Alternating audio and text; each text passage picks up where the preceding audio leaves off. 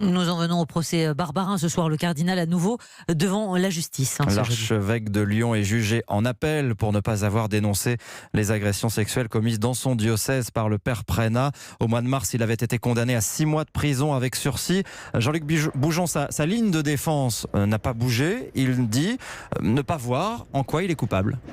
Non, effectivement, le cardinal ne voit pas comment il aurait pu en faire plus pour aider les victimes, sachant que, dit-il, les faits étaient la plupart du temps prescrits. Alors il revient sur 2 moments. Mars 2010, entretien avec le père Prénat, qui lui avoue les faits. Sans rentrer dans les détails, le cardinal lui demande simplement si cela s'est reproduit depuis 91. Non, 3 fois non, jure le prêtre la main sur le cœur. Philippe Barbarin le croit sur parole et le sanctionne d'un simple déplacement dans une autre paroisse. Deuxième moment, novembre 2014, Alexandre Aizé, victime du père Prénat quand il avait 10 ans, vient le voir et lui raconte tout. Le cardinal affirme aujourd'hui qu'il prend vraiment conscience des choses à ce moment-là.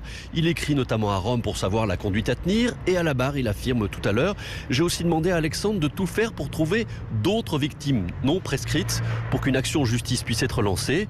Tout ça est faux, lui a répondu à la barre Alexandre Aizé. Ça ne s'est absolument jamais passé comme il l'a traduit. Lui dit que finalement il a quasiment été leader dans toute cette histoire, et notamment au niveau du père Prénat, alors que rien ne se passait. Lui dit, il vous a incité à trouver d'autres victimes qui n'étaient pas prescrites. Et vous dites, ça ne s'est pas passé comme ça. Je dis plus, je dis que c'est faux. Il ment. Oui, il ment, complètement. Ça ne s'est jamais passé, et d'ailleurs après la décision qu'il avait prise du père Prénat de notamment le mettre dans une nouvelle fonction qui était formateur des catéchèses, pour moi si c'est une sanction d'être formateur des catéchèses pour un pédocriminel, je ne comprends pas bien où est ni la justice ni la morale. Voilà, l'archevêque en tout cas très volubile depuis ce matin.